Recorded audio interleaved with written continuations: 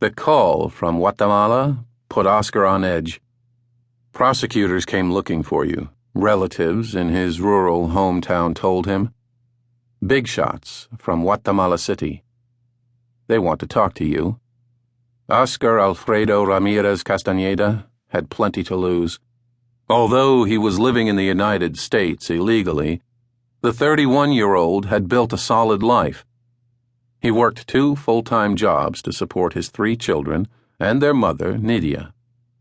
They had settled in a small but cheerful townhouse in Framingham, a blue-collar suburb of Boston. Oscar usually did his best to avoid contact with the authorities, but he decided to call the prosecutor in Guatemala City.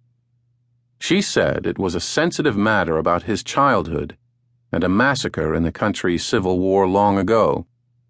She promised to explain in an email. Days later, Oscar sat at his computer in a living room full of toys, school trophies, family photos, a crucifix, and souvenirs of his native land. He had arrived home from work late at night, as usual.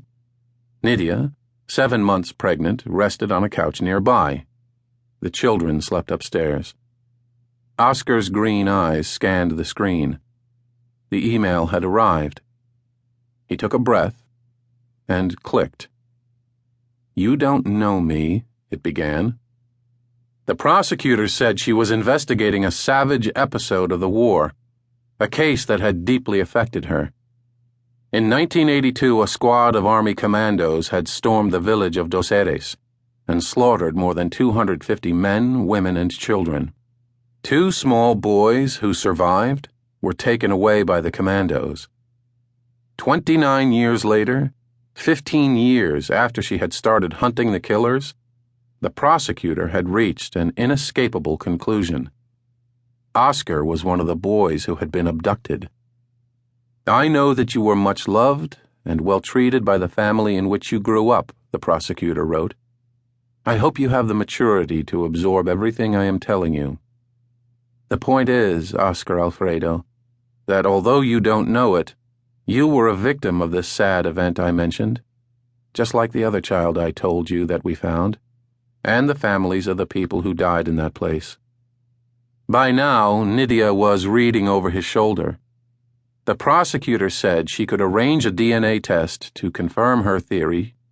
She offered an incentive: help with Oscar's immigration status in the United States.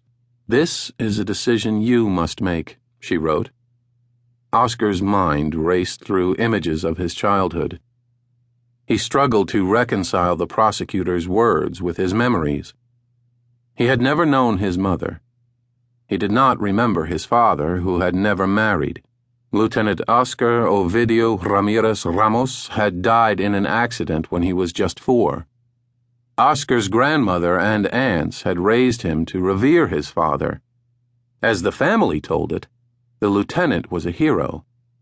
He graduated at the top of his academy class, became an elite commando, and won medals in combat. Oscar treasured the soldier's red beret, his aging photo album.